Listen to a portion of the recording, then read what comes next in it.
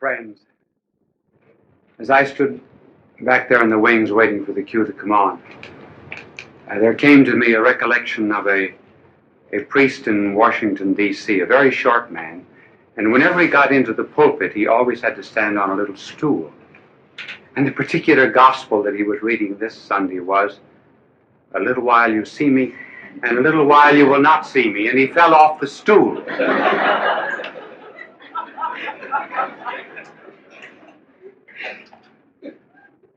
The subject tonight is caring. The reason I chose this particular subject, really, was because of this incident. This particular day, I was too busy to go to dinner, so in the afternoon I went into a grocery store to buy some graham crackers. And in the back of the store was a mother with her 4-year-old son. He just pulled a bottle off the shelf, bottle of vinegar, and broken the bottle, and the pieces were on the floor along with the vinegar. The mother was saying to him repeatedly, "Pick up those pieces." And the more she insisted on it, the more he refused. And she would have loved to have cracked him, but she didn't want to look too cruel before the customers. And the father was there, and of course he was busy. And that gave him the very happy air of neutrality. He didn't have to interfere. And finally, the mother was intense with rage. You could see what the father was saying. He was saying the kid's just exactly like her folks. And you know very well what she was saying, stubborn like the old man. And but in any case, she finally picked up the kid like a rag doll and went off the premises with him. And so it set me thinking and brought the subject of this telecast. Who won? The child or the mother? The child didn't pick up the pieces. He was weak, but he had resort to tears, which is always the last resort of weakness. She was strong, but did she win? Well, she resignated a certain amount of power, but she had to do it. And that got me thinking about the strong and the weak. And it was put very well by a European doctor, Dr. Jean de Rougemont, who said, if I am stronger than my neighbor, I despise him. If I am weaker than my neighbor, I fear him. If I am equal to my neighbor, I resort to subterfuges to escape obedience or to assert my superiority. So that brings up the problem, how are we going to solve this tension between, well, the rich, the poor, the educated, the uneducated, and the strong and the weak? For example, when the rich help the poor, perhaps they're obsequious, and then the poor are humiliated. Learned people are impatient with those that are ignorant. And the ignorant people, too, are humbled very often when taught by those that are wise. So what's the answer? Well, the answer is caring. Now, I'm going to try to tell you what caring is, but I'm going to do it, first of all, in an abstract way, so you'll think I'm learned. Then we will give examples. And it is this: the strong must feel their weakness.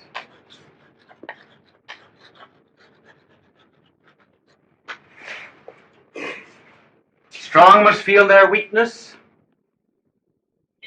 The rich must feel their poverty.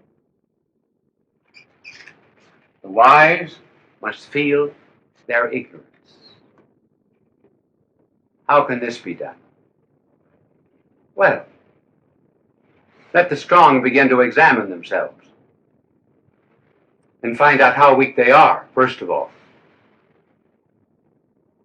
You think you're real strong? Strong-minded, strong-willed?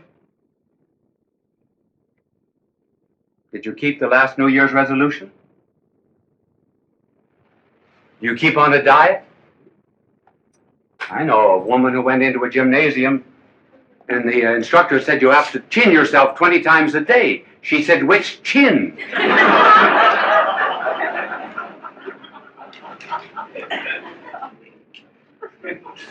And so the strong must ask themselves, have I been able to overcome certain habits, for example?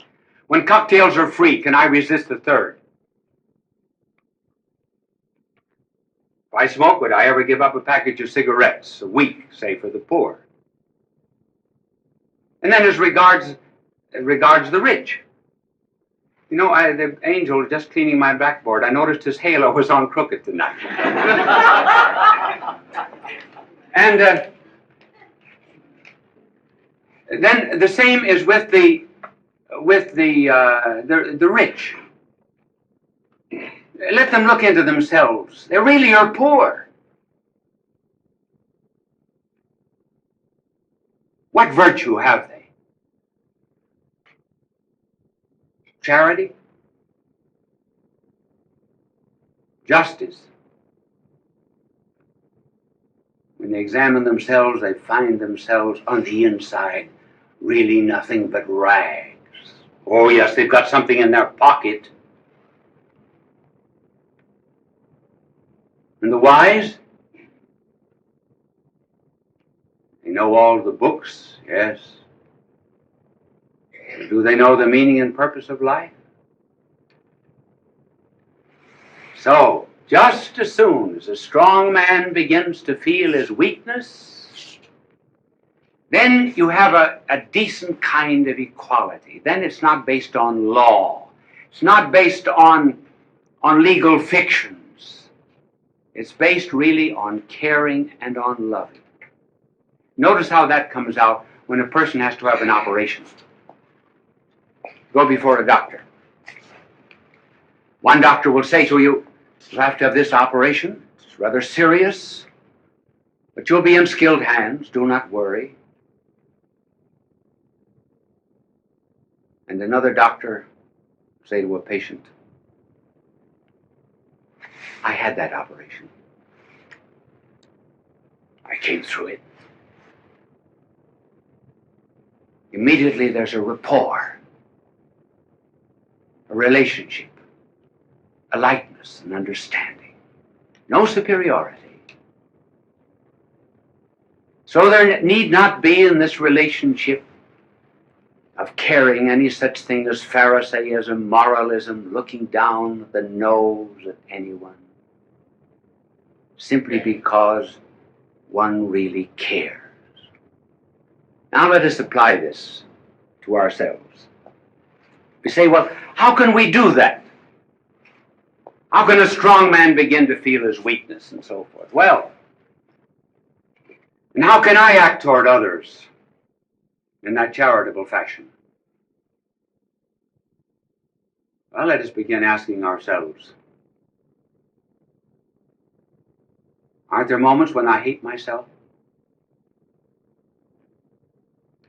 I know that I'm rotten on the inside. The water cooler in the office. I complain and talk in a nasty fashion about someone. Looking back over my life, it's been spoiled. Weakness, things to be hated, but I sure like myself. So when you go into a room, despite the fact that you've often said to yourself, oh, I hate myself for that. But you take the easiest chair in the room, don't you? When you go into a restaurant and you don't like a certain kind of food, do you order it? Though you hate yourself? Now, for example, I don't like chicken. I announce that every 2 years over the television in case I'm invited out to dinner. And this is about the time to announce it. I will tell you the reason why, actually. The reason is that when I was a boy, my father would send me out to a farm during the summer vacation and sometimes on weekends. And the farmer would give chicken dinners every time I went out, and I had to wring the chickens' necks. I rang, I think, in round numbers, 7,683 chickens' necks. So, but when I go into a restaurant, do I order chicken? No. Despite the fact, for example, that there are many things that I know I find very despicable in myself. Now, if I, who hate myself, find much that is lovable, if I, who know all of my weaknesses, and still take good care of myself, if I am that way to myself, why can't I be that way to my neighbor who's weak too?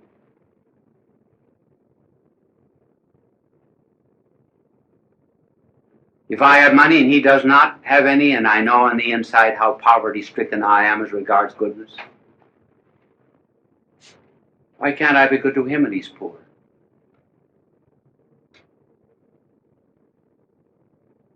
This is the basis of caring. Then I belong to the companionship of the needy,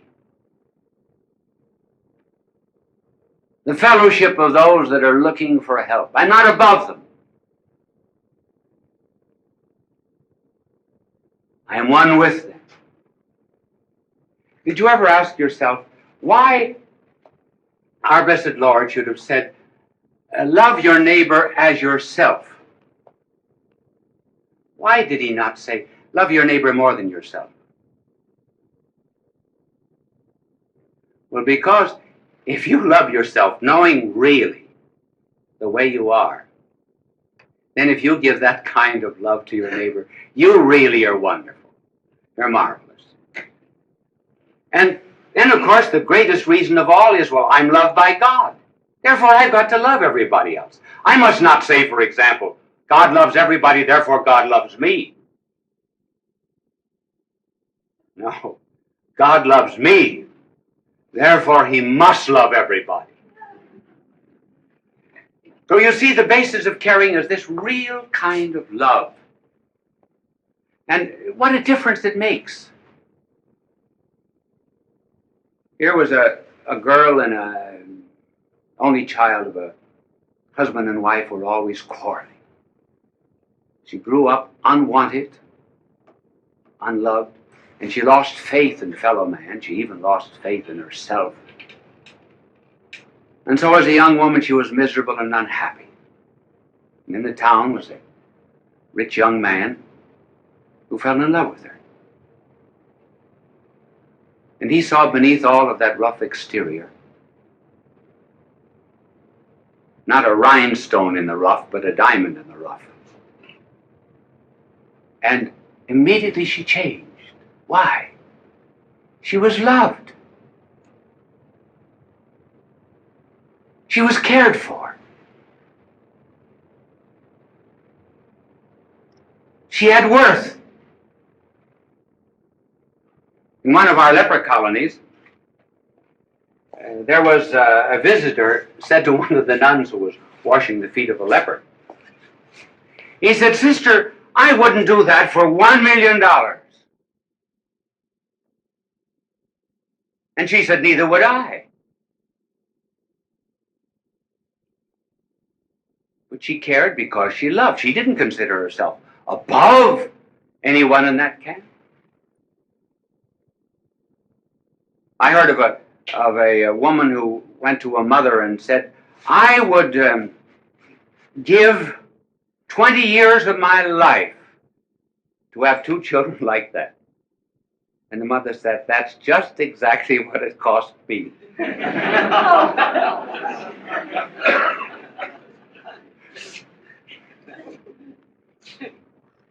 So the inspiration, therefore, is love. And I wonder if in this day and age,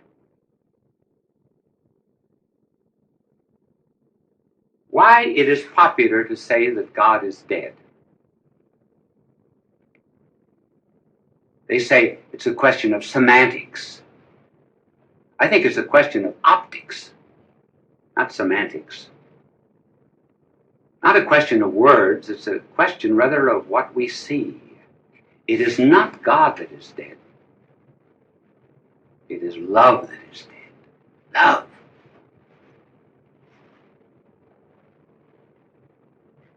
Just let any of these so-called scholars who say that God is dead go out and do a little loving. I do not mean necking, sexing, fornication, adultery, homosexuality. I mean loving. I mean caring. I mean having encounter with people. I mean realizing that we're not better than anyone else. But simply because we know ourselves better than anyone else, we know how base we are. And we cannot know nearly as much about them as we know about ourselves. Let them go out and begin to love in that way. Love their neighbor. Let them go down to some of the slums of Latin America. Go into the wards of some of our city hospitals. Go into the poor districts of a city.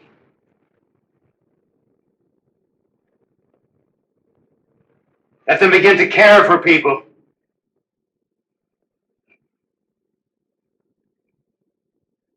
And then they will find out what love is.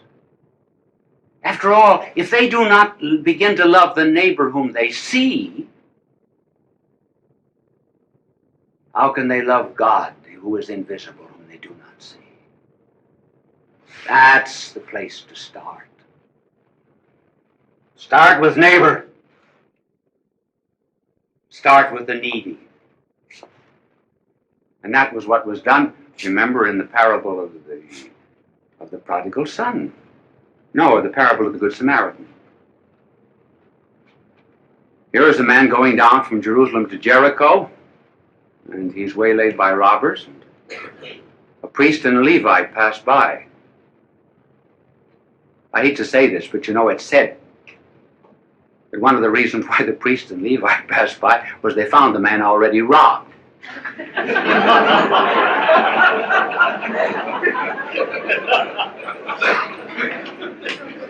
Well, in any case, they passed him by. And here comes this man who did not belong to that race, to that people. And he put him upon his beast and brought him to an inn and cared for him. And then said, "I will come back in a few days and pay the expenses over and above what was needed." And do you know how that parable began to be told? It came from a question by a lawyer. The lawyer introduced the speculative question, who is my neighbor? And he thought that our blessed Lord would go into a long disquisition about who is my neighbor. So when it was finished, our blessed Lord said to the lawyer, "Now who's your neighbor?" Well, we said, "I suppose the one who rendered the help." So the question is not really, who is my neighbor? The question is, to whom am I a neighbor? And I'm a neighbor to everybody in the world if I love. So it's not law, it's not a question of rights. It's just a question of loving. And that was brought home to me last week. I said to my angel, I said, "Angel, how did you get your wings?" Well, he said, I am not going to tell you how I got my wings, but I will tell you how a bird got its wings. And this is what my angel said. He said, God gave birds plumage and song, but no wings. And on either side of each bird, he put a burden, cross, a care. And he said, love these burdens, cares.